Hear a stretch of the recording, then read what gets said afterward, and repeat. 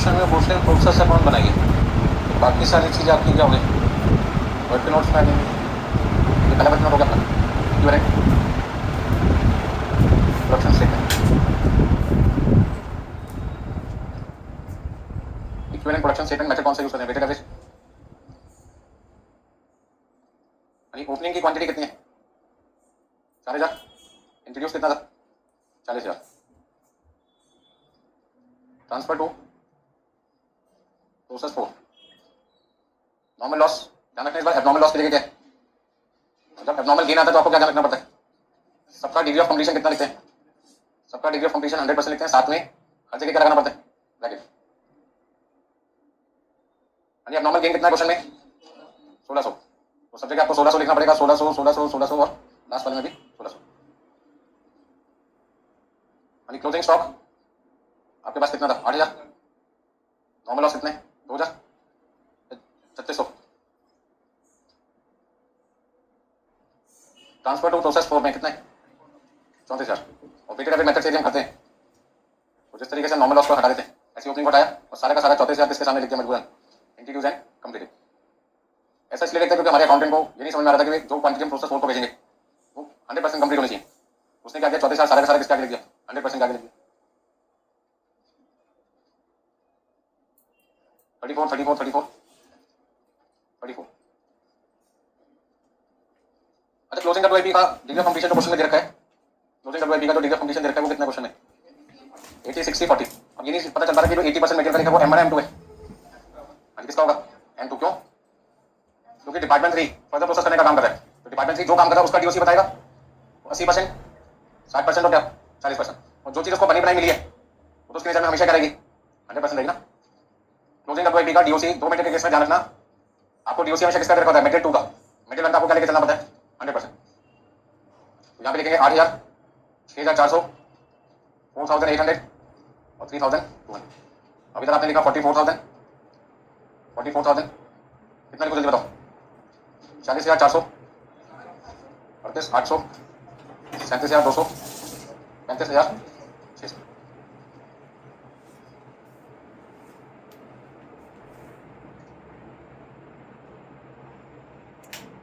মাথা ব্যথা খারাপ হয়েছে।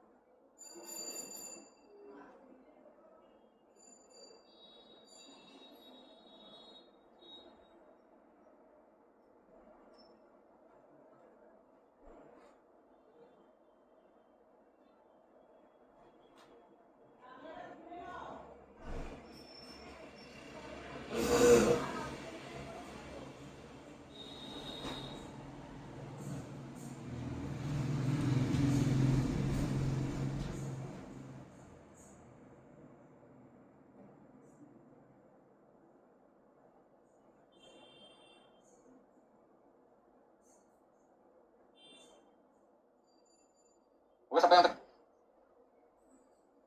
यानी इक्विवेलेंट प्रोडक्शन स्टेटमेंट में कोई दिक्कत किसी को, अगला काम कौन सा आपका कॉस्ट पर यूनिट। तो सबसे पहले लिखनी है current cost plus cost of opening stock minus scrap value of normal loss. Normal loss है 3600 और स्क्रैप वैल्यू 4 रुपये के हिसाब से हो गया 14,400।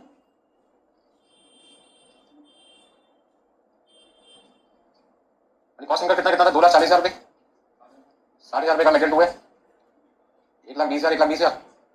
ओपनिंग स्टॉक की वैल्यू क्वेश्चन में थी 24,700, 26,400, 35,000 और 22,000।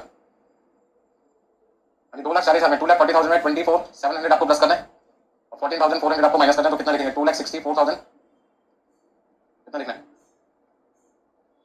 2,50,300। बाकी को तो प्लस ही करना है, 1,55,000, 1,40,000। अच्छा, इक्विवेलेंट प्रोडक्शन कितना है? इक्विवेलेंट प्रोडक्शन आपके पास है 40,400, 38,800, 37,200, 35,600। तो weighted average cost per unit आपके पास में आ जाएगा। अभी statement showing cost per unit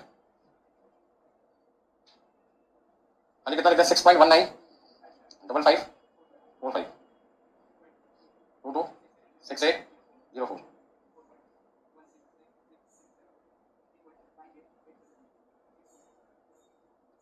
ठीक है ना?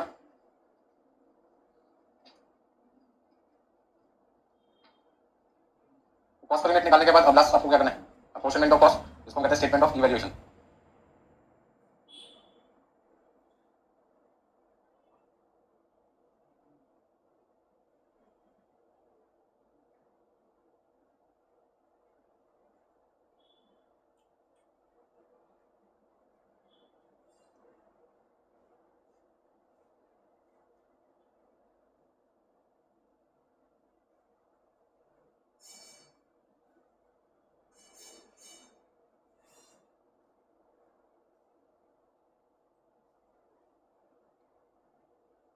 रेट में कोई दिक्कत किसी को? तो बस वेटेड एवरेज में आपको क्या ध्यान रखना है? दो छोटी छोटी बातों का ध्यान रखना है। यदि किसी क्वेश्चन को वेटेड एवरेज से करना है तो ओपनिंग स्टॉक के सामने आउटपुट कॉलम में ना तो कोई क्वांटिटी लिखनी, ना डिग्री ऑफ कंप्लीशन लिखना, और दूसरा जब कॉस्ट पर यूनिट निकालोगे तो वहां पर कॉस्ट इनकम के साथ साथ कॉस्ट ऑफ ओपनिंग स्टॉक क्या करना, आपको ऐड करना है।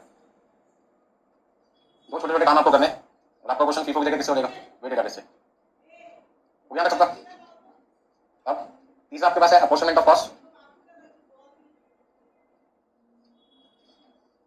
इसमें आपको लिखना है introduce and completed, abnormal gain, closing stock. Quantity आपके पास है 34,000, 34,000, 34, 34। अच्छा, गेन में कितना था? 1,600। गेन में कितना था?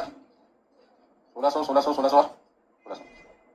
क्लोजिंग स्टॉक की क्वांटिटी कितनी लिखी? पहले केस में 8,000, 6,400, 4,800 और 3,200। कॉस्ट पर यूनिट है 6.195545, 6.195545, 6.195545। 2.22 आगे कितना था?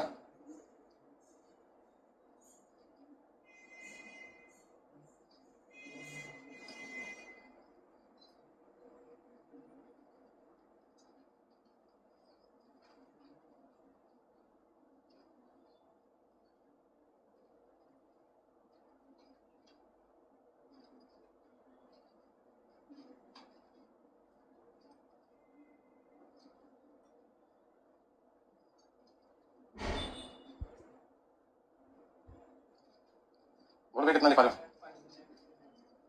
563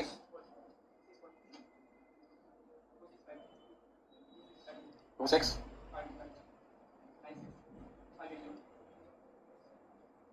5,63,645 आपके पास वैल्यू आ जाएगी output transfer to next process की।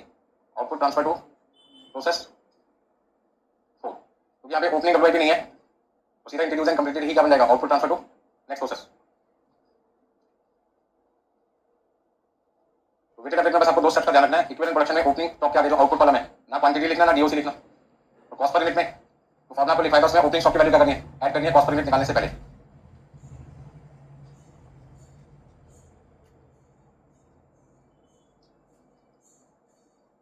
देखिए अभी तक आपने जो भी क्वेश्चन किया उसमें आप एक चीज नोट कर रहे हैं, पहला डिपार्टमेंट दूसरे डिपार्टमेंट को जो गुड्स ट्रांसफर कर रहे हैं वो कॉस्ट प्राइस पे ट्रांसफर कर रहे हैं। ठीक है ना? यदि कोई चीज मैं 10 रुपये की बना रहा हूँ और अगले डिपार्टमेंट को 10 की दे रहा हूँ, दूसरे डिपार्टमेंट ने 5 रुपये और खर्च कर दिया, उसकी कॉस्ट हो गई 10 और 5 15, और वो तीसरे डिपार्टमेंट को 15 का सामान दे रहा है। आखिरी डिपार्टमेंट ने 5 रुपये और खर्च कर दिए, 15 और 5 कितने हो गए? 20। तो हर डिपार्टमेंट यदि एक दूसरे को कॉस्ट पे ट्रांसफर करेगा तो कौन सा डिपार्टमेंट ऐसा जो ये आपको कहेगा कि आपको प्रॉफिट कमा के नहीं दे? Sale department. क्योंकि सेल डिपार्टमेंट जब कस्टमर को ट्रांसफर करेगा, बेचेगा, वो कॉस्ट प्राइस पर थोड़ी देगा, वो तो किससे देगा? Cost plus profit. तो वो मैनेजमेंट के सामने क्या कहेगा कि बाकी के जो 3 डिपार्टमेंट है, डिपार्टमेंट 1 2 3, ये प्रॉफिट कमाने में कोई काम नहीं करते, सारा प्रॉफिट कंपनी को कौन कमा के देता है? मैं ही कमा के देता हूँ। इसलिए आज के बाद से जो भी बोनस देना है, जो भी इंक्रीमेंट करना है, सिर्फ कौन से लोगों को करना है? सेल डिपार्टमेंट के एम्प्लॉइज का। प्रोडक्शन डिपार्टमेंट के एम्प्लॉइज को देखो और इग्नोर करो। ये बात पता लगे किसको? प्रोडक्शन मैनेजर को। ये सेल्स मैनेजर तो बड़ा घटिया इंसान है, मैनेजमेंट के सामने क्या बोलता है कि हम कोई प्रॉफिट कमाकर नहीं देते। तो प्रोडक्शन डिपार्टमेंट ने उसका बदला लेना है। वो कहता है आज के बाद से कोई भी सामान कॉस्ट प्राइस पे आपको नहीं मिलेगा, हम आपको मार्केट प्राइस पर ट्रांसफर करेंगे। किस पे करेंगे? मार्केट प्राइस का ऑर्डर। यदि हम आपको कुछ ट्रांसफर नहीं करेंगे तो ये कुछ अगले डिपार्टमेंट को कहां से लेना पड़ेगा? मार्केट से लेना पड़ेगा। आपको सब लोग जानते हैं मार्केट में सामान क्या होता है, महंगा होता है, क्योंकि वो लोग आपके रिश्तेदार थोड़ी हैं, या सेम बिजनेस यूनिट थोड़ी तो आपको सस्ता सामान देंगे। वो तो किस पे देंगे? Cost plus profit. तो जब एक डिपार्टमेंट दूसरे डिपार्टमेंट को प्रॉफिट पे कुछ ट्रांसफर करता है कॉस्ट प्लस प्रॉफिट पे, तो उस समय अकाउंट कैसे बनते हैं? उसको कहते हैं इंटर प्रोसेस। क्या कहते हैं? तो अगला काम यही आपकी, ठीक है ना? मैं आपको थोड़ा सा डिटेल में समझाना चाहूंगा। नोट कर लिया सबसे पहले एक पिक्चर बनाई थी मैंने, इंटर प्रोसेस होता है उसको समझाने के लिए। यहाँ तक होगा भी सबका? तो लोग बेचारे देख देख के लिखे तो उनको समझ में नहीं आया मैंने क्या बोल दिया। यहाँ पे कितना कितना अमाउंट लिखना था मुझे? 26,000 63 645 96 टोटल तो आप लोग कितना? 674 625 यानी 6,74,000 6,74,625।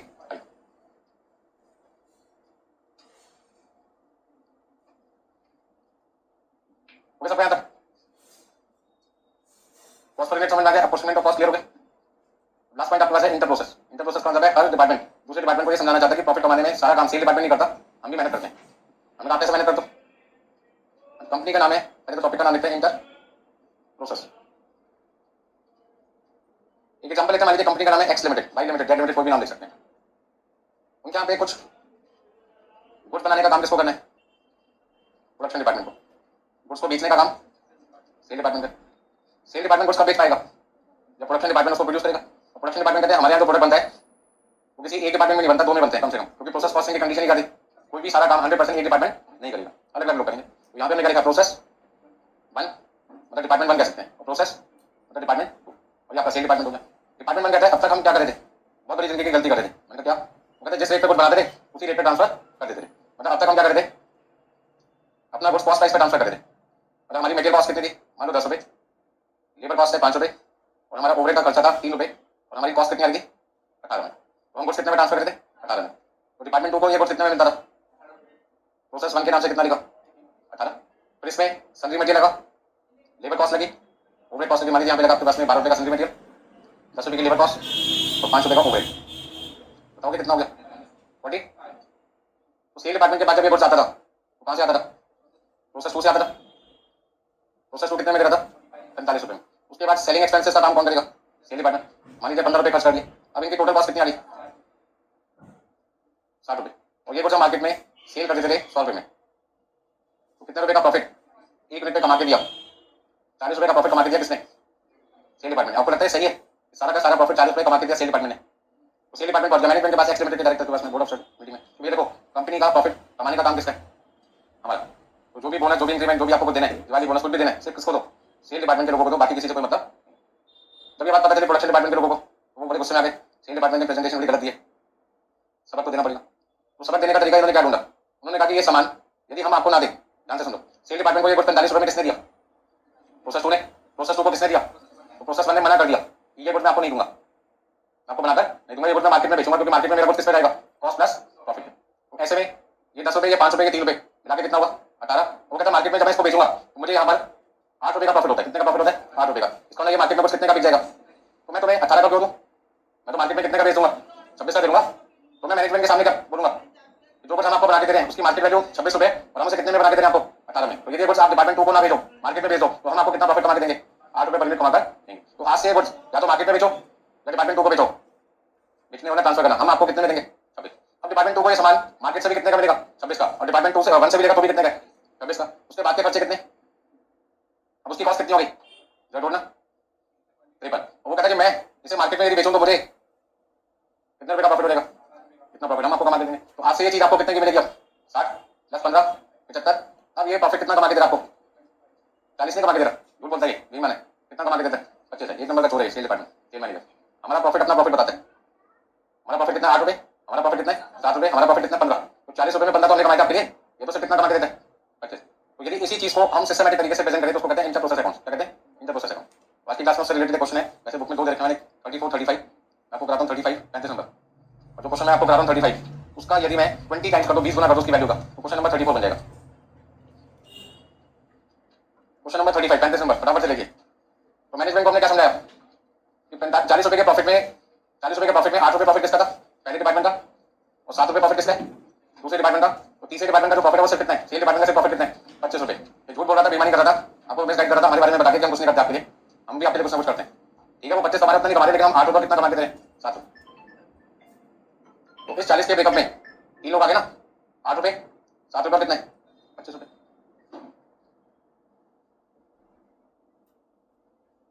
पहले एक बार क्वेश्चन नंबर 35 निकाल लो, इसको पढ़ लो, पढ़ने के बाद देखो कितना समझ में आया।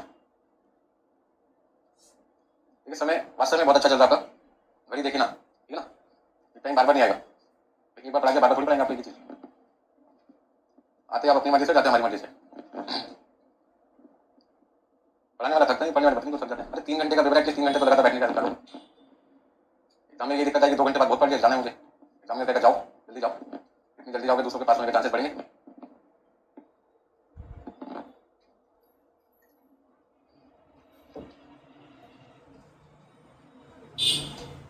अरे पॉइंट समझ में तक हम क्या करते थे और अब हम क्या करना चाहते हैं। पहले हम बॉस पे दे रहे थे, दुनिया वालों को हमारी इंपॉर्टेंस पता नहीं चल रही थी, ठीक है ना। जैसे मान लीजिए कोई जॉब ना कर रहा हूँ, घर में खाली बैठा हूँ, तो पेरेंट्स क्या कहते हैं, 50 रुपए सामान ला दे, ठीक है ना, 10 रुपए का सामान आता है 10 रुपए देते हैं। यदि आप जॉब पे लग जाए और वो सामान आपको ऑनलाइन मंगाना पड़े, तो डिलीवरी चार्जेस लग जाते नहीं लग जाते। अब आप उनको क्या समझाओगे, वो करता समझा था मुझे, हर बार सामान मंगाने के 15 से 20 रुपए लग जाते हैं डिलीवरी चार्ज। दिन में 5 बार सामान लेने जाते थे, 15 रुपए के हिसाब से कितने रुपए बचा लिया आपने हर बार, 15 इंटू 5 75 रुपए। पेरेंट्स को क्या लगता था, घर में खाली बच्चा बैठा हुआ मिले, इससे सामान मंगा लो, और डांट पड़ती तो कुछ करता नहीं, खाता रहता। तो बच्चे को समझाना पड़ा पेरेंट्स को, यदि मेरे जाने के बाद आपके रोज के कितने रुपए लगेंगे, 75 रुपए, उतने का मैं खाना भी नहीं खाता, ठीक है ना। तो वही वाली बात जाती है, जैसे पेरेंट्स को हमारी नजर में कोई वैल्यू नहीं थी खाली बैठने की, हमने उनको बताया कि हमारे जाने के बाद हम आपके रोज के कितने बचा रहे हैं, 70 75 100 150 जो भी रुपए, जो भी काम आप किसी और से करवाते हो पैसे लेता नहीं लेता, वो सारे पैसे हम बिना पैसे लिए कर्ज नहीं करते आपसे। तो कोई आगे आपको उल्टा सीधा बोले, ऐसे एग्जांपल उनको देके समझाएं कि हमारा आना व्यर्थ नहीं है दुनिया में, ठीक है इतना। अब देखो क्वेश्चन नंबर 35 आपके सामने आ चुका है। A limited produces a product AXE with passes through 3 processes या 2 प्रोसेसेस, 2 प्रोसेसेस, कितने प्रोसेस से प्रोडक्ट बनके जा रहे हैं, तो प्रोसेस 1 प्रोसेस 2, जैसे मैंने एग्जांपल दिया। बाद में कहां चला गया, फिर स्टॉक में सेल डिपार्टमेंट के पास चला गया। आपके पास में इंफॉर्मेशन देखिए, ओपनिंग स्टॉक 7500, डायरेक्ट मटेरियल कितना है 15000, डायरेक्ट वेजेस कितना है 11200, फैक्ट्री ओवरहेड कितना है 10500, क्लोजिंग स्टॉक कितना है 3700, इंटर प्रोसेस प्रॉफिट कितना है, पहले प्रोसेस में नहीं है, क्योंकि पहला डिपार्टमेंट दूसरे से प्रॉफिट मांगता है, पहले के पास तो प्रॉफिट, पहले से कोई मांगेगा प्रॉफिट या पहला मांगेगा दूसरे से, इंटर प्रोसेस प्रॉफिट आपको कहां मिलेगा, second included in opening stock. यहाँ पे देखा आपको क्वेश्चन है, ये पूरा एक ही पॉइंट है, inter process profit included in opening stock, एक लाइन नहीं पूरी। The output of process 1 is transfer to process second at 25% profit on transfer price. Department 1 कहता है डिपार्टमेंट 2 को मैं आपको कुछ तो दूंगा बनाकर, बट मैं कॉस्ट पे दे दूंगा, आपसे प्रॉफिट लूंगा, लेकिन वो प्रॉफिट 25% होगा किसका, कॉस्ट का या ट्रांसफर प्राइस का। ट्रांसफर प्राइस का एक तरीके से सेलिंग प्राइस बोल सकते हैं, क्या बोल सकते हैं, सेलिंग प्राइस। जब आप कुछ मार्केट में बेचते हो तो उसे सेलिंग प्राइस बोलते हैं, और जब वो कुछ आप ट्रांसफर करते हैं डिपार्टमेंट से दूसरे डिपार्टमेंट को तो ट्रांसफर प्राइस वर्ड यूज किया जाता है।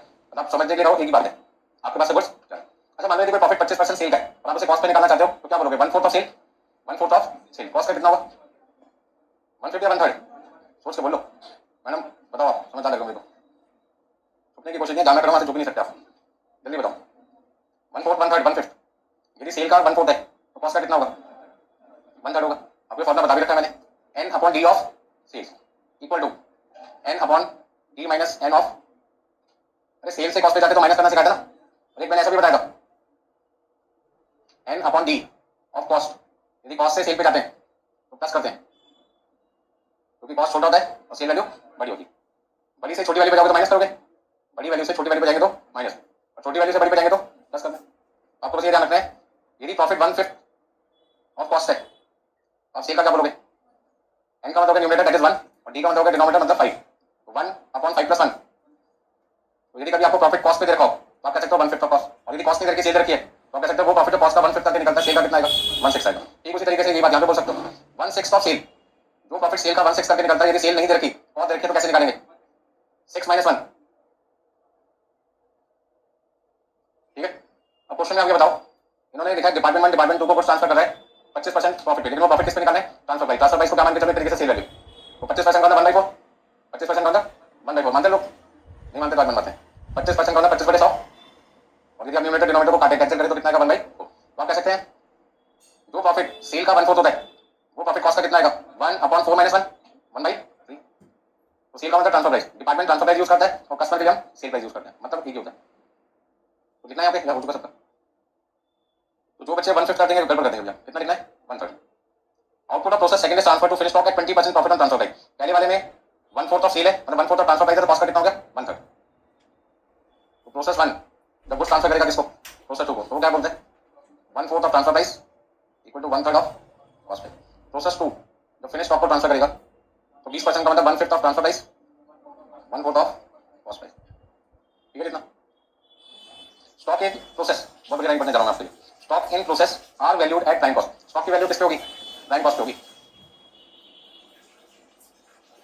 तो पहले आपको प्राइम कॉस्ट निकालनी पड़ेगी। ठीक है ना। प्राइम कॉस्ट निकालते हैं opening stock plus raw material purchase plus labour cost minus closing stock. मतलब प्राइम कॉस्ट का मतलब यहाँ पे हमें निकालनी पड़ेगी प्राइम कॉस्ट समझाने के लिए। देखिए सबसे पहले क्या करते हैं तो finish stock is valued at price at which is receive from process second sale during the period up to 1,40,000। तो पहले एक एक प्रोसेस को समझते हैं फिर सारी चीजें करते हैं। जब क्वेश्चन में आप बनाएंगे प्रोसेस मैंने कहा तो कई बच्चों का दिमाग खराब हो गया तो इतने सारे आपने कॉलम को बना दिए। तो सबसे पहले हम क्या लिखेंगे क्वेश्चन नंबर 35 एक जगह डेबिट और दूसरी जगह क्रेडिट। यहाँ पे आपको लिखना है टोटल। ठीक है ना। फिर आप लिखेंगे यहाँ पे कॉस्ट और यहाँ पे क्या लिखेंगे प्रॉफिट। ये हर नई चीज पहली बार तो आपको तंग करती है। देखो फटाफट से जल्दी जल्दी।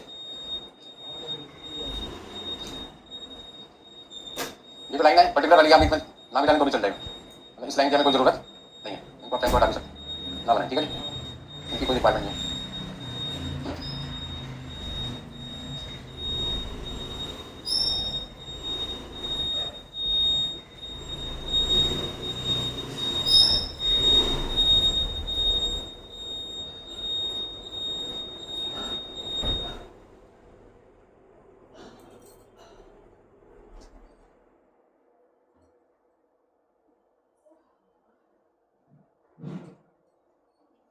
बना ली भाई सबने। चलिए सबसे पहले आपके पास में ओपनिंग स्टॉक कितना है 7,500। फिर डायरेक्ट मटेरियल कितना है 15,000। फिर आपके पास डायरेक्ट लेबर 11,200। ठीक है। इसमें से क्या माइनस करना है आपको क्लोजिंग स्टॉक। क्लोजिंग स्टॉक की वैल्यू कितनी है 3,700। तो आपका जो वैल्यू आएगी उसका नाम क्या होगा प्राइम कॉस्ट। अच्छा इन तीनों का टोटल करके बताना कितना था plus factory overhead. Factory overhead आपके पास 10,500। तो आपके पास क्या रहेगा टोटल कॉस्ट प्लस प्रॉफिट। आपके पास आएगी ट्रांसफर प्राइस। इन तीनों का प्लस किया हमने 33,700। उसमें से 3700 माइनस किया 30,000 10,500 प्लस किया। अब प्रॉफिट प्रॉफिट पहले वाले केस में कितना था ट्रांसफर प्राइस का 1/4 और कॉस्ट प्राइस का 1/3। तो आपके पास इस क्वेश्चन में अभी ट्रांसफर प्राइस निकली है या कॉस्ट प्राइस निकली है ट्रांसफर प्राइस निकली है तो इसका 1/4 करोगे। इस वाली वैल्यू का 1/4 है इस वाली वैल्यू का 1/3 है। तो 40,500 का 1/3 करना कितना था 40,500 का 1/3 13,500। कितना लिखो 54 मतलब 40,500 वाला सामान हम कितने में दे रहे हैं 54,000 में दे रहे हैं 54 में दे रहे हैं। अब ये तो जो वैल्यू है टोटल वाली वैल्यू है कौन सा वाला है टोटल। टोटल किसके बराबर होता है कॉस्ट प्लस प्रॉफिट के। टोटल किसके बराबर होता है कॉस्ट प्लस प्रॉफिट। आपको देखना पड़ेगा इसमें कितनी कॉस्ट है कितना प्रॉफिट। क्वेश्चन में लिखा है inter process profit included in opening stock. Question में है नहीं पहले प्रोसेस में। तो पहले प्रोसेस में 3700 के नीचे कोई अमाउंट नहीं है ना। अच्छा जब आप 7,500 में प्रॉफिट है ही नहीं तो कॉस्ट कितनी हो गई लिखना बंद कर दो समझ लो। 7,500 में यदि प्रॉफिट ही नहीं है तो सारा का सारा अमाउंट क्या हो गया कॉस्ट हो गया ना। 15,000 आपने खर्चा किया मटेरियल का। अच्छा जब खर्चा करते हो तो प्रॉफिट होता है जैसे खर्चा ही होता है भाई कॉस्ट इनका करते टाइम पे प्रॉफिट होता है। प्रॉफिट का होगा जब आप उसको ट्रांसफर करोगे। अब तो कॉस्ट लगा रहे हो खर्चा कर रहे हो तो प्रॉफिट हुआ नहीं इसमें। 11,200 आपने वर्कर को दिया वर्कर को पैसा देना खर्चा है या प्रॉफिट है या रेवेन्यू मिल रहा आपको उनसे खर्चा कर दो। तीनों का टोटल बिल। अब ये कहते हैं क्लोजिंग स्टॉक की जो वैल्यू है वो इस समय 3700 है। आपको इस 3700 का क्या करना है ब्रेकअप करना है। कुछ अमाउंट आपको 3700 का यहाँ लिखना है और कुछ अमाउंट आपको यहाँ लिखना है। ठीक है ना। लेकिन वो जो 3700 रुपये का आपको ब्रेकअप करना है वो किसके हिसाब से करना है प्राइम कॉस्ट के ब्रेकअप के हिसाब से करना है। 2 मिनट के लिए समझो यदि प्राइम कॉस्ट की वैल्यू 30,000 रुपये होती तो ये प्रॉफिट कितना होता 0। 2 मिनट के लिए समझना लिखना नहीं है। 30,000 की कॉस्ट कितनी है 30,000 प्रॉफिट कितना है 0। ये प्राइम कॉस्ट हो गई। ये प्राइम कॉस्ट के रेशो में क्लोजिंग स्टॉक की वैल्यू करनी है। लेकिन क्वेश्चन में the stock in process are valued at prime cost. Process 1 और प्रोसेस 2 में स्टॉक की जो वैल्यूएशन करनी है वो किसके हिसाब से करनी है? प्राइम कॉस्ट के हिसाब से। तो प्राइम कॉस्ट यदि टोटल वैल्यू 30,000 है और उसकी कॉस्ट भी 30,000 है तो 3700 टोटल वैल्यू है, उसकी कॉस्ट भी कितनी होगी? 3700 होगी। कितना साल है? लेकिन कब? जब ये 30,000 आपको पता होता। बात समझ आ रही है? यदि ये 30,000 क्वेश्चन में होता कि 30,000 प्राइम कॉस्ट की जो टोटल वैल्यू है उसका कॉस्ट एलिमेंट भी कितना है? 30,000 है, उसका प्रॉफिट कितना है? 0 या 0, 0 तो फिर मैं इसकी वैल्यू कैसे निकालता? मैं कहता 30,000 टोटल वैल्यू है, ये वाला 30,000 टोटल वैल्यू है, ऊपर इसकी कॉस्ट कितनी है? जो उसकी कॉस्ट है, यदि 30,000 की 30,000 कॉस्ट है तो 3700 की कितनी कॉस्ट होगी? तो यहाँ मैं कितना लिखता और ये प्रॉफिट कितना लिखता? कब लिखता? जब मुझे ये 30,000 क्वेश्चन में दिया, ठीक है। मान लो 30,000 की जगह 25,000 होता, 30,000 की जगह कितना होता? 25,000 होता। तो मैं कहता 30,000 की कॉस्ट कितनी है? 25,000। 30,000 की कॉस्ट कितनी है? 25,000। तो 3700 रुपये की कॉस्ट वैल्यू कितनी है? 30,000 के अंदर यदि कॉस्ट 25,000 है तो 3700 के अंदर कॉस्ट कितनी होती? नहीं बताओगे? 25,000 आपके पास 30, तो मैं यहाँ पे क्या लिखता? 30 83, यहाँ पे कितना लिखता? 5,000, यहाँ पे कितना लिखता? जरा बताओ जल्दी। माइनस कर दो 3700, 617 लिख दो, ठीक है। चलो दो एग्जाम्पल हो गया। तीसरा, यदि वैल्यू 24,000 होती कितनी होती? तो यहाँ कितना था? 6,000। हम क्या कहते हैं 30,000 के अंदर जब टोटल वैल्यू 30,000 थी तो उसमें कॉस्ट कितनी थी? जब टोटल वैल्यू 3700 है तो उसमें कॉस्ट कितनी होगी? 2960, 2974। अच्छा एक बात बताओ, इसकी रेशो कितनी आ रही है? ये रेशो कितनी है? सोच बताओ जल्दी से, मैं कुछ समझाने की कोशिश करूंगा अभी आपको। 30,000 की टोटल वैल्यू में 24,000 कॉस्ट है, मतलब 24,000 30,000 का कितने परसेंट हुआ? 80%। और ये 6,000 कितने परसेंट हुआ? 20% हुआ। यहाँ देखो ये कितना हुआ? 2960 3700 का कितना है? 2960 3700 का कितना है? 80% है, तो ये कितना है? 20% दिया। इसका मतलब जो रेशो यहाँ आ रही है वही रेशो पर आ रही है, तो ऊपर रेशो भी होनी चाहिए, तीसरी रेशो भी होनी चाहिए, सेम होनी चाहिए ना।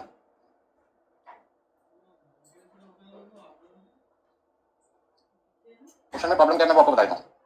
हमें कहा गया क्लोजिंग स्टॉक की जो वैल्यूएशन है वो किस पे करनी है? प्राइम कॉस्ट में। और मुझे प्राइम कॉस्ट का ये वाला अमाउंट नहीं पता, जिसकी वजह से मैं ये वाला अमाउंट भी नहीं पता लगा पा रहा, जिसकी वजह से मैं ये अमाउंट नहीं पता लगा पा रहा, और ये अमाउंट नहीं पता लगेगा तो बैलेंसिंग फिगर ये नहीं आएगा। तो मैंने कहा कोई बात नहीं, जो रेशो यहाँ पर है वही रेशो यहाँ पर है, तो वही रेशो यहाँ पर भी तो होगी, तीनों जगह रेशो क्या होगी? सेम तो चलेगी। अब ऐसे समझो, दो फैमिली है, ए फैमिली और बी फैमिली। पहली फैमिली में 50 लोग हैं और दूसरी फैमिली में मान लीजिए सपोज करते हैं 30 लोग हैं, ठीक है। पहली फैमिली में नंबर ऑफ पर्सन कितने हैं? रेशो कितनी है? 5:3, 5:3। दोनों फैमिलियों में झगड़ा हो जाता है और झगड़े में बाई चांस ए फैमिली के बंदे से बी फैमिली का कोई बंदा मर जाता है। अब बात आ रही बंदे एक ने मार के दूसरा कैसे छोड़ जाते हैं, देखोगे ना घरानों में आपस में लड़ाई झगड़ा होता है तो बचते हैं एक दूसरे को, कहते हैं एक मर गया तो मरेगा, तो सामने वाले को हम मारेंगे जब तक कोई तसल्ली नहीं होगी। अब वो कहते हैं हमारे 3 लोग और आपके कितने लोग हैं? 5, ठीक है जी। अब ऐसे में जो नंबर ऑफ पर्सन डेथ होंगे मतलब मरेंगे, जिनकी डेथ होगी वो कितने होंगे? वो कहते हैं 5:3, मतलब आपके यदि 15 लोग जाएंगे तो हमारे कितने जाएंगे? 9। यहाँ पे कितना बचा और यहाँ पे कितना है? रेशो कितनी आ रही है 15 और 9 की? 5:3। अच्छा ये तो 35 और 21 है, इसकी रेशो कितनी है? 5:2। आप इसे कह सकते हैं बिफोर डेथ, ये कौन सा है?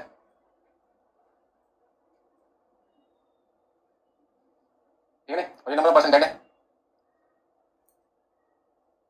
समझाने की कोशिश कर रहा हूँ, ये रेशो 5:3 है, जिस रेशो में लोग बचे वो 5:3 है, जिस रेशो में लोग गए थे वो 5:3 है, तो जिस रेशो में लोग थे टोटल वो भी तो कितनी होगी? 5:3 ना। ये मैं आपको समझाने की कोशिश कर रहा हूँ। यदि 3 में से 2 रेशो सेम होती है तो तीसरी रेशो ऑटोमेटिकली क्या होती है? सेम होती है ना। जाने वाले लोगों की रेशो 5:3 है, बचने वाले रिमेनिंग उनकी रेशो 5:3 है, तो मरने से पहले रेशो भी कितनी होगी? 5:3। मुझे तो क्या चाहिए? रेशो चाहिए। क्या चाहिए? रेशो चाहिए। तो रेशो निकालने के दो तरीके हैं। अब क्वेश्चन में कहते हैं क्लोजिंग स्टॉक के लिए रेशो प्राइम कॉस्ट की यूज करो, और मैं आपको क्या समझा रहा हूँ कि जो रेशो प्राइम कॉस्ट की है वही रेशो तो क्लोजिंग स्टॉक माइनस करने से पहले जो रेशो थी वो थी, मतलब यहाँ की जो रेशो है वही रेशो यहाँ पर भी तो है,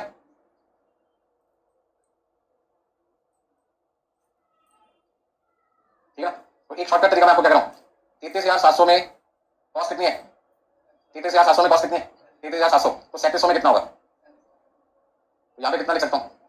यहाँ पे नहीं लोगे, यहाँ नहीं लोगे, यहाँ पे कितना आएगा? यहाँ पे कितना हो गया? ये हो गया शॉर्टकट। ये रेशो में चाहे ये वाली मिल जाए या बीच वाली मिल जाए, ऊपर वाली मिल जाए, तीनों रेशो क्या है?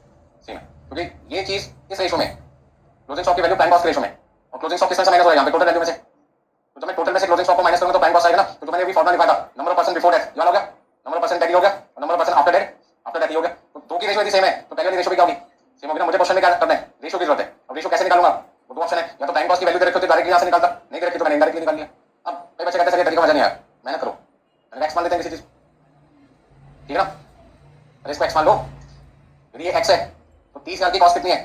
एक्स है तो 3700 की कॉस्ट कितनी होगी?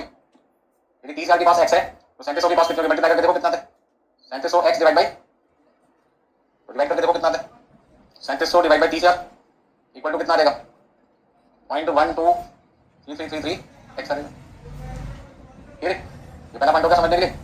दूसरा पॉइंट अब 33,700 में से इसको माइनस करो ना 33,700 में से आपने किसको माइनस किया 0.12333 एक्स इक्वल टू क्या हुआ एक्स की वैल्यू आ गई। एक्स की वैल्यू कैसे निकालोगे 1.12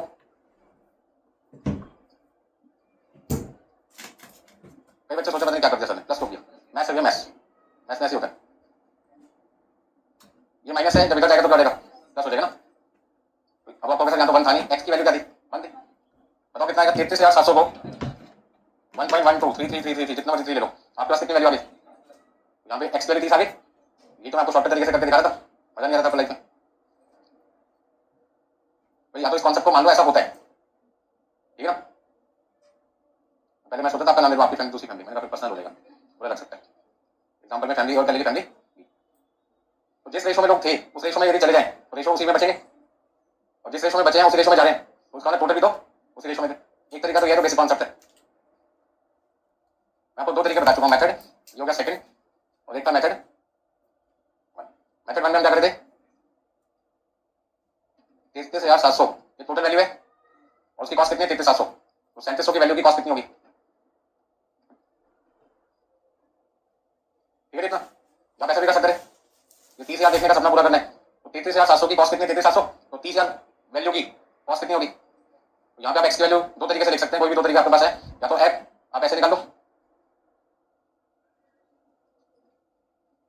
जिसको दो तरीका पसंद आ रहे इस ऑप्शन में क्वेश्चन आप एग्जाम में इग्नोर भी कर सकते हैं कोई और भी चॉइस कर सकते हैं ठीक है ना मर्जी आपकी कहना आसान है लेकिन छोड़ नहीं सकते एग्जाम में 12 नंबर का क्वेश्चन कैसे छोड़ देंगे ठीक है ना इतना मुश्किल नहीं है सिर्फ समझना है जिन लोगों को एक्स करके करना है एक्स करके कर सकते हैं और जिसको मेरा कॉन्सेप्ट समझ में आ गया रेशो वाला वो डायरेक्टली कर सकता है हो गया सबका लिखने का काम फोटो खींचो फटाफट से नहीं तो लिखो कुछ तो करो जल्दी से 10 मिनट और लगेगी क्लास खत्म होने में आपकी 10 मिनट तक ऐसा पढ़ो कि आती 10 मिनट लाइक करके एग्जाम में आप मांगते टीचर और टीचर देता नहीं आपको तो इनपुट लगाना पड़ता है 500% तब जाके आउटपुट 100% आता है। अब इनपुट ही 100 लगाओगे तो आउटपुट थोड़ी 100 आ जाएगा बीच में मिस्टेक भी होती है घर जाके सोचते मैंने क्या बोला 100 किलोग्राम सामान से कभी भी आउटपुट 100 ग्राम थोड़ी बनता है तो 100 नंबर लाने के लिए इनपुट तो 100 से ज्यादा का लगाना पड़ेगा ना। अब आप इनपुट लगाओगे खाली 100 के लिए आउटपुट कहाँ जाएगा 100 पेपर यदि 120 नंबर का था तो 120 की तैयारी करनी पड़ेगी हो गया सबका लिखने का काम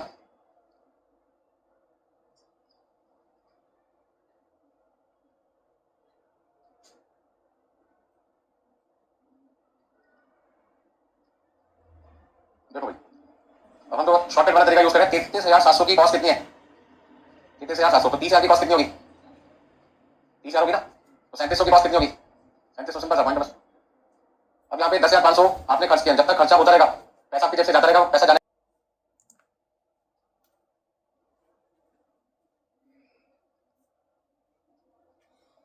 देखो भाई अब हम तो शॉर्टकट वाला तरीका यूज करें 33,700 की कॉस्ट कितनी है 33,700 तो 30,000 की कॉस्ट कितनी होगी 30,000 होगी ना तो 3700 की कॉस्ट कितनी होगी 3700 सिंपल सा पॉइंट बस। अब यहाँ पे 10,500 आपने खर्च किया जब तक खर्चा होता रहेगा पैसा आपकी जेब से जाता रहेगा पैसा जाने में प्रॉफिट थोड़ी होता कभी प्रॉफिट कब आता है जब उससे कोई रिकवरी होगी तो 30,000 प्लस 10,500 कितने हो गए 40,500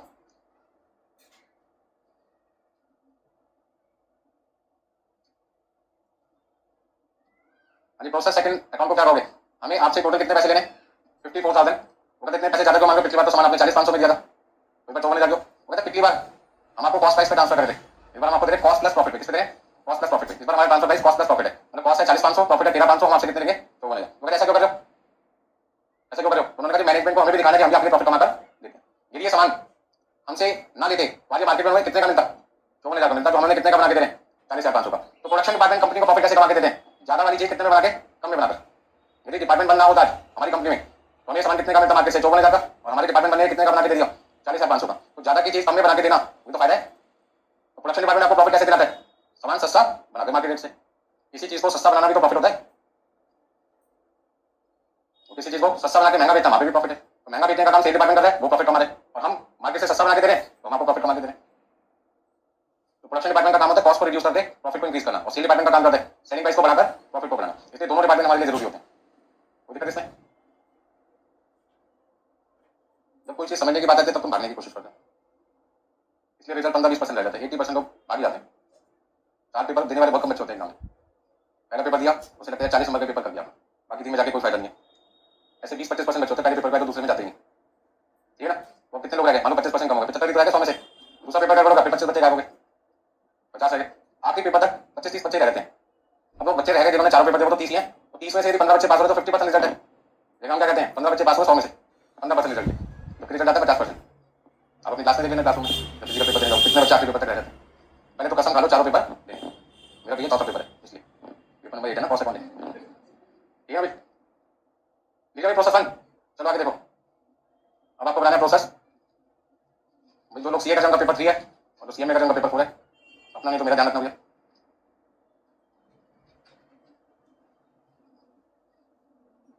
क्या लिखना, फिर से वही लिखना सब कुछ पर्टिकुलर्स।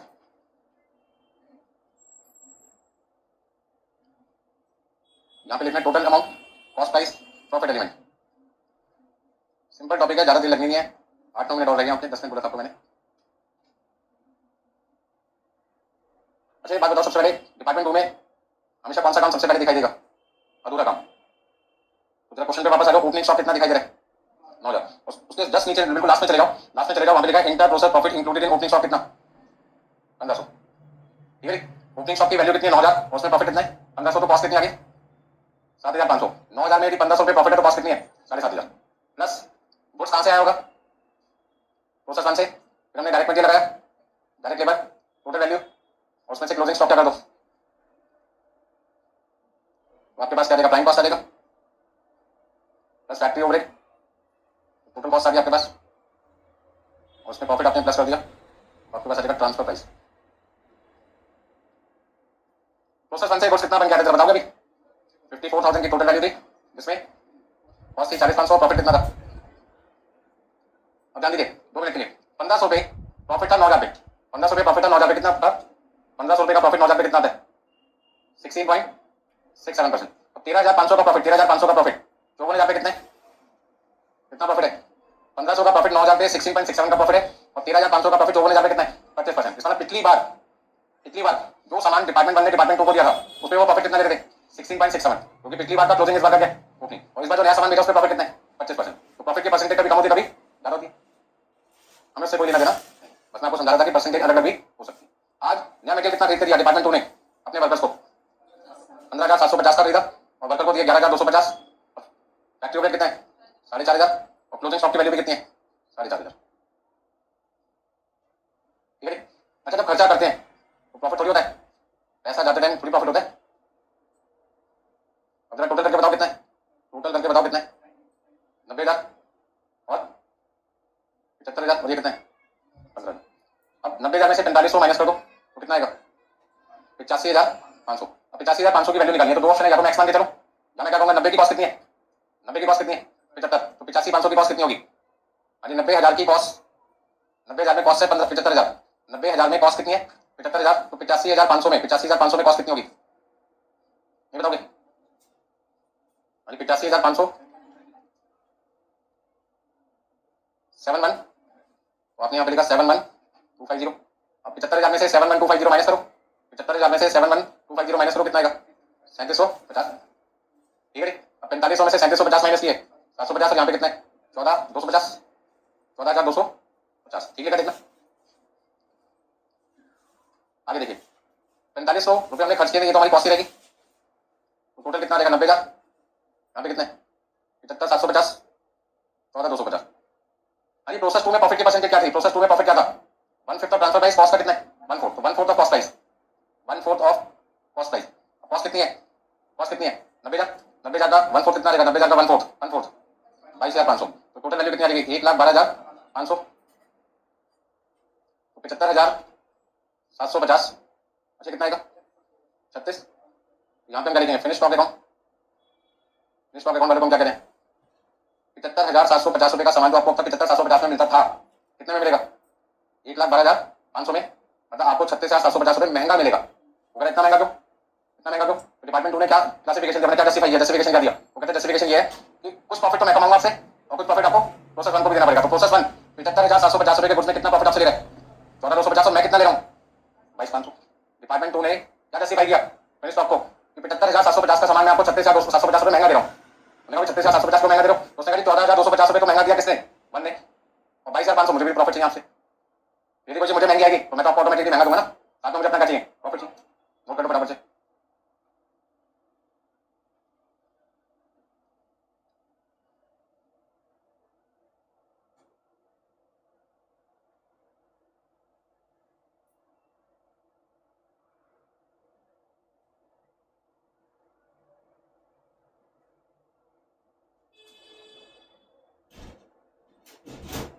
ठीक है भाई सबने समझ में आया मैंने क्या किया? मैंने यहाँ पे जो खेल का गेम था वो किसका था? 85,500 की वैल्यू कैसे निकालनी है? तो हमने कहा 90,000 की वैल्यू कितनी है? 75,000। तो 85,500 की वैल्यू कितनी होगी? यूनिटरी मेथड अप्लाई कर दिया और इस तरीके से ये वैल्यू तो 71,250 है वो अपने यहाँ पे लिख दी। उसके बाद ये क्वेश्चन बिल्कुल आसान हो गया। 85,500 में से 71,250 माइनस किया 14,250 आ जाएगा। 75,000 में से 71,250 माइनस किया तो 3750 आ जाएगा। 4500 में से 3750 माइनस किया तो कितना आएगा? 750। इस तरीके से निकल जाएगा। 36,750 रुपए के प्रॉफिट में 14,250 का प्रॉफिट कौन कमा रहा है? डिपार्टमेंट 1। और 22,500 का प्रॉफिट कौन कमाएगा? डिपार्टमेंट 2। जितने ज्यादा डिपार्टमेंट होंगे हर डिपार्टमेंट अपना प्रॉफिट करता रहेगा, ऐड करता रहेगा। नेक्स्ट वन देखो, हो गया सबका? अब आपको लिखना है finish stock account. Finish stock account, debit और क्रेडिट। सबसे पहले हमने लिखा opening stock. Opening stock, opening stock यहाँ पे लिखा total cost profit. Total cost profit. Opening stock कितना क्वेश्चन में भी देखो 22,500। उसका प्रॉफिट कितना दे रखा है? 8250। और 22,500 में यदि 8250 का प्रॉफिट है तो कॉस्ट कितनी आएगी? 14,250 रुपए। अच्छा गुड्स यहाँ पे आपको प्रोसेस 2 से कितने का मिला? प्रोसेस 2 से आपको गुड्स कितना मिला? 1,12,500 का, जबकि उसकी कॉस्ट कितनी थी? 75,000। और उसने प्रॉफिट कितना ले लिया था हमसे? 36,750। क्या 36,750 सारा प्रॉफिट डिपार्टमेंट 2 का था? नहीं, उसमें कुछ प्रॉफिट डिपार्टमेंट 1 का था और 22,500 से प्रॉफिट इसका था डिपार्टमेंट 2 का था। अब दोनों को जोड़ो कितना आएगा? दोनों को जोड़ो कितना आएगा? 45,000, 90,000। अब इसमें से क्या माइनस करना है? Closing stock. क्लोजिंग स्टॉक कितना है? 11,250 का। अब 1,35,000 की कॉस्ट कितनी है? 1,35,000 रुपए में 90,000 कॉस्ट है, माइनस करना। 1,35,000 से 11,250 कितना था? तो 1,23,750 में कॉस्ट कितनी होगी बोलूंगी? यूनिटी मेथड क्या दोगे सर? 1,35,000 रुपए में 1,35,000 रुपए में कॉस्ट कितनी है? 90,000। तो 1,23,750 में कॉस्ट कितनी होगी? बोलो 82,500। ये 82,500 यहाँ उठा के लिख दो बस। उसके बाद क्या करना है? 90,000 में से 82,500 माइनस किए 7,500। अब टोटल में से कॉस्ट को माइनस कर दो तो प्रॉफिट एलिमेंट आएगा 11,250 में से। फिर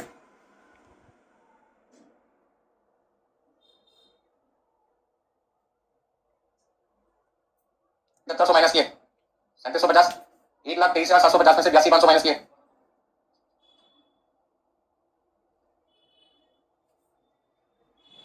एक तरीके से टोटल आ गया, उसको कह सकते हैं नेट। ठीक है ना? अब क्वेश्चन के अंदर और तो कोई खर्चा है नहीं, अदर एक्सपेंसेस है नहीं, कोई सेलिंग एक्सपेंस होता है, कोई एक्सपेंस होता तो मैं लिख देता। यहाँ सेलिंग एक्सपेंसेस क्वेश्चन में नहीं है।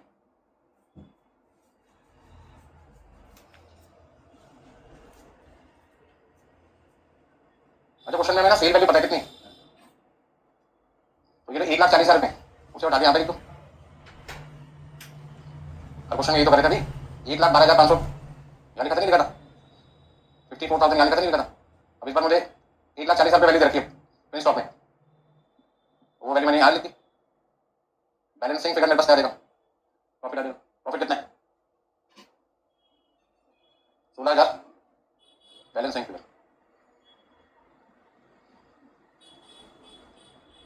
सबको जोड़ कितना था? तो 82,500 की चीज हमने कस्टमर को कितने की बेची? 1,40,000 की, जिसमें हमारा प्रॉफिट कितना है? 57,500। अब इसको ऐसे समझो सर, 57,500 रुपए का प्रॉफिट हमने कमाया है जो कुछ हमने कस्टमर को बेचा है। 82,500 का एग्जैक्ट नाम पता है? क्या बोलेंगे आप? Cost of sale. क्या नाम दोगे? कॉस्ट शीट में लास्ट में लिखते हैं कॉस्ट ऑफ सेल। तो कॉस्ट ऑफ सेल होगी 82,500 और वो 82,500 का सामान कितने में बेचा है? 1,40,000 में, मतलब 57,500 का प्रॉफिट कमाया। 57,500 के प्रॉफिट में सेल डिपार्टमेंट जो फिनिश स्टॉक डिपार्टमेंट है, सेल डिपार्टमेंट वो से कितना प्रॉफिट कमा रहा है? 16,250। बाकी का जो प्रॉफिट है 41,250, इसमें कुछ प्रॉफिट डिपार्टमेंट बन गए और कुछ प्रॉफिट किसका है? डिपार्टमेंट 2 में। आपको याद होगा ना पिछले वाले पार्ट में 36,750 में 36,750 का जो प्रॉफिट था, 36,750 का जो प्रॉफिट था उसमें कुछ प्रॉफिट P1 का था और कुछ प्रॉफिट किसका था? P2 का था। तो जब यहाँ पे प्रॉफिट P1 P2 दोनों का है 250 में तो प्रॉफिट किसका होगा? P1 P2 का होगा प्लस अपना प्रॉफिट कितना है? ये सेल डिपार्टमेंट का प्रॉफिट है, ये प्रॉफिट किसका है? ठीक है। तो अब तक आपको लगा था 57,500 सारा का सारा प्रॉफिट किसका था? सेल डिपार्टमेंट का। नहीं है सर, 57,500 में सिर्फ उसका कितना है? 16,250। बाकी प्रोडक्शन डिपार्टमेंट का कितना है? 41,250। जो वैल्यू मैंने यहाँ पे लिखी है उन सभी वैल्यू का 20 टाइम्स 20 गुना कर दो। कितना कर दो? 20 गुना। तो आपका क्वेश्चन नंबर 34 बन जाएगा। 34 क्वेश्चन है, सारी की सारी वैल्यू 20 टाइम्स है। तो पहला ओपनिंग स्टॉक 7,500 है, उसको 20 से मल्टीप्लाई करो, देखो कितना आता है? 1 लाख। 15,000 को 20 से मल्टीप्लाई करो, कितना आता है? 3 लाख। तो क्वेश्चन नंबर 34 बराबर है किसके? Question number 35 into 20। तो ऐसे इतने करते हैं।